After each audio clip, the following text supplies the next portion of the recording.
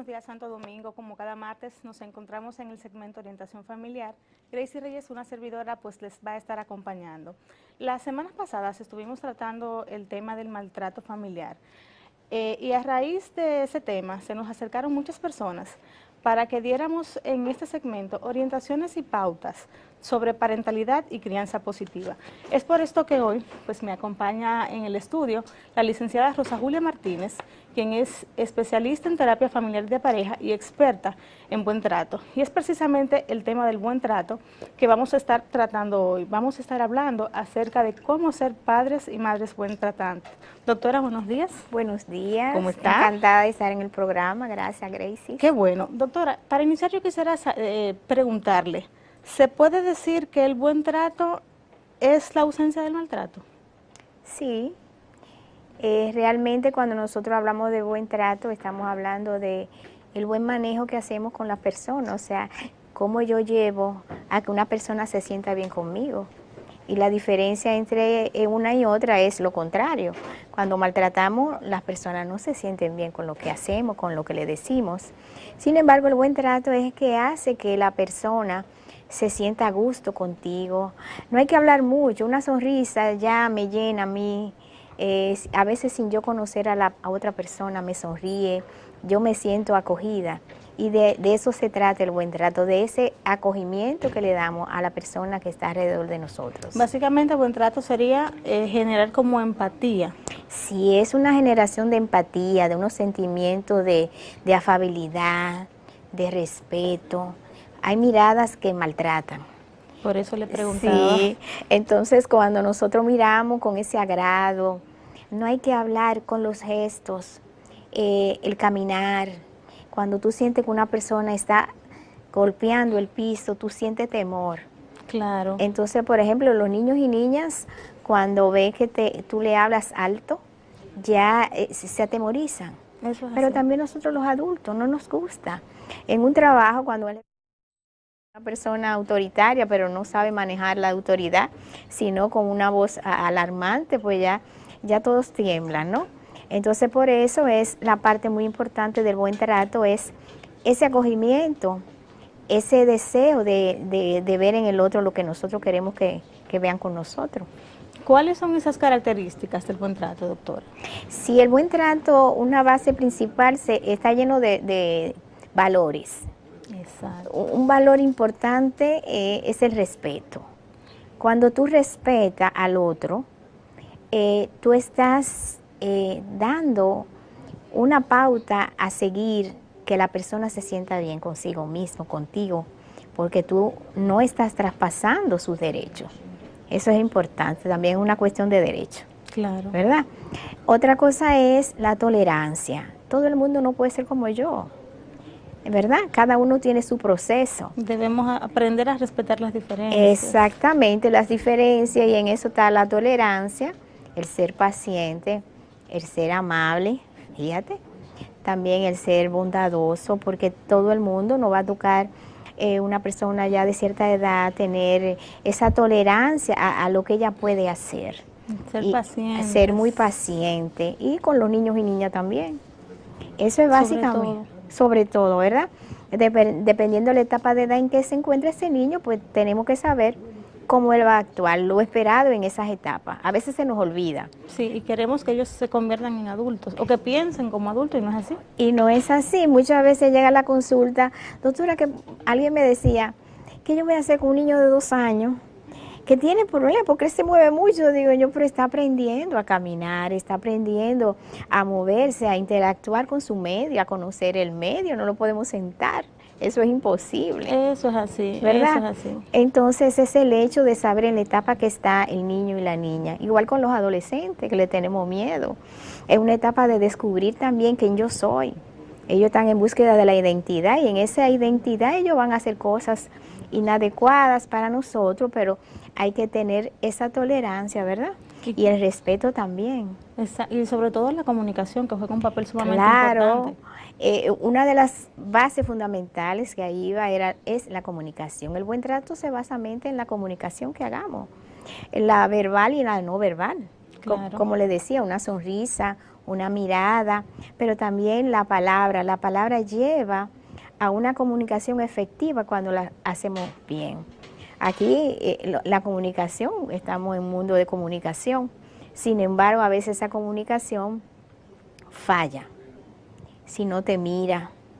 O sea, ahora mismo como estamos con el uso tanto de los celulares, ¿verdad? Estamos mirando hacia abajo, ¿verdad? La tecnología a veces nos abraza y es importante mirar, enfocarse, que está fallando mucho los niños y las niñas, el enfocarse, y es necesario mirarlo a los ojos y decirle, transmitirle eso que queremos. Esa seguridad. Esa seguridad, ese afecto que hace tanto falta y que el niño y la niña y el adulto se sienta realmente querido.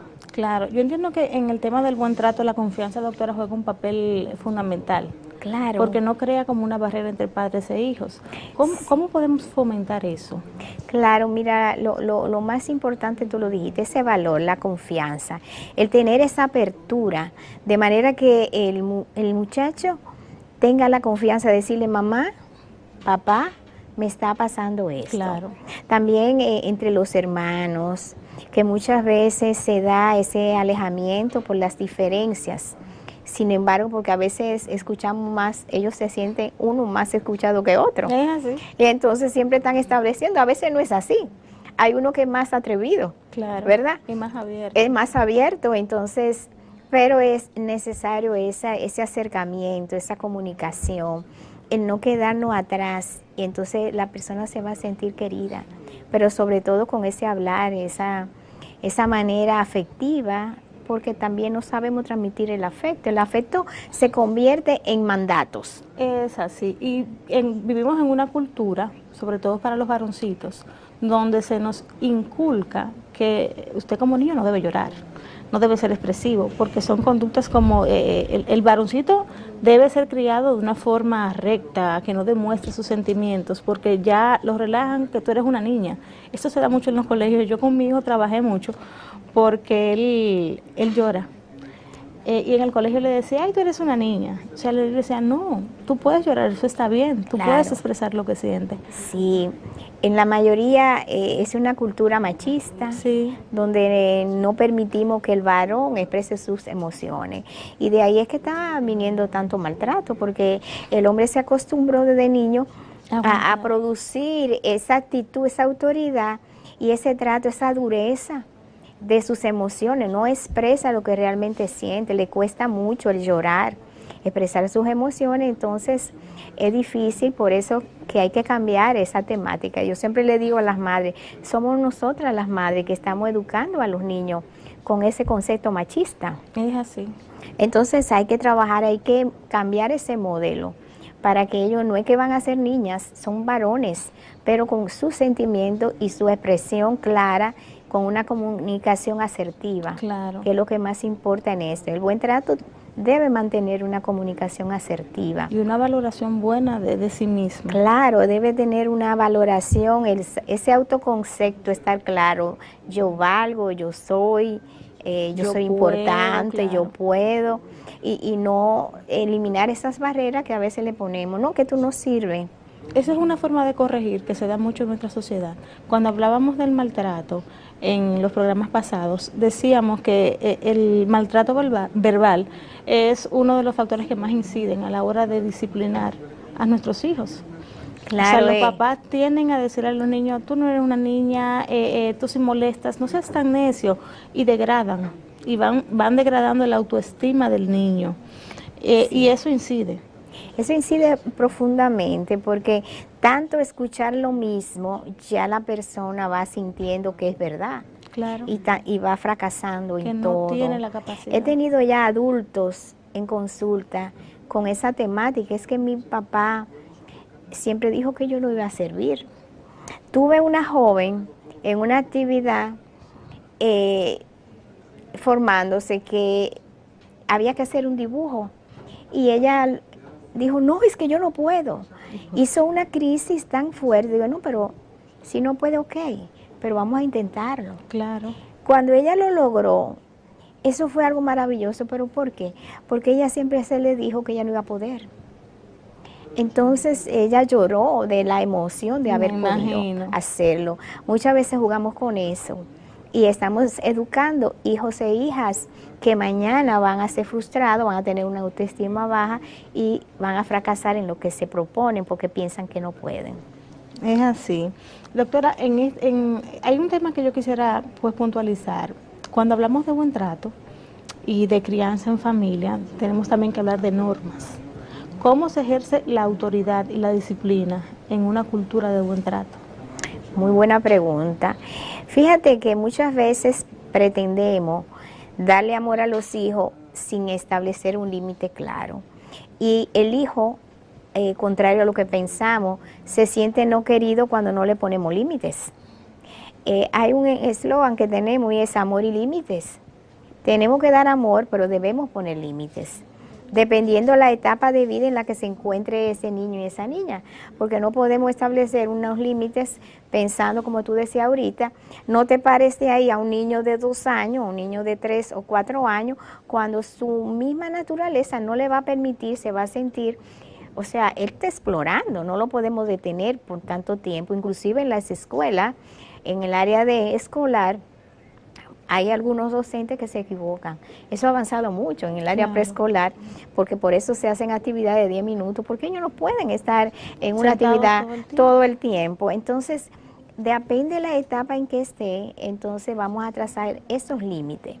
Ya, por ejemplo, con los adolescentes, que es lo que más se tiene... Dolor de cabeza. Dolor de cabeza por los permisos y todo. Hay algunas cosas que se pueden negociar, pero hay algo en lo que a veces la familia está fallando, y es que los valores no se negocian. Eso es así. ¿Me entiende? Entonces, si nosotros vamos a establecer, y también con esa filosofía relativista, sí y después no. O sea, si usted dice sí por algo, ok. Si dice no, es no.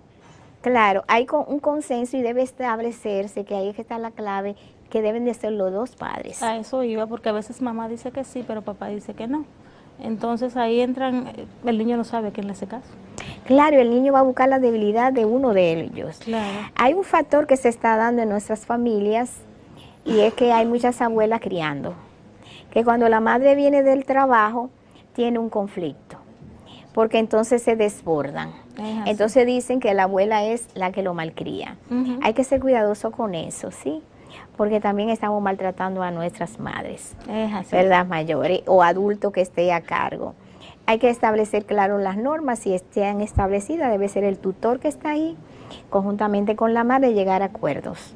Porque si no, no la van a respetar. Entonces nosotros tenemos adultos que están supuestamente cuidando, pero no obedecen. Y si son adolescentes, van a hacer lo que ellos quieran, se van a imponer, porque no lo van a respetar. Y pueden pasar situaciones muy desagradables que la persona tutora no va a decir. Se forma una componenda entre adolescentes y la persona porque no respetan. Y si dice, van a hablar algo que está en contra de ella y la van a retirar.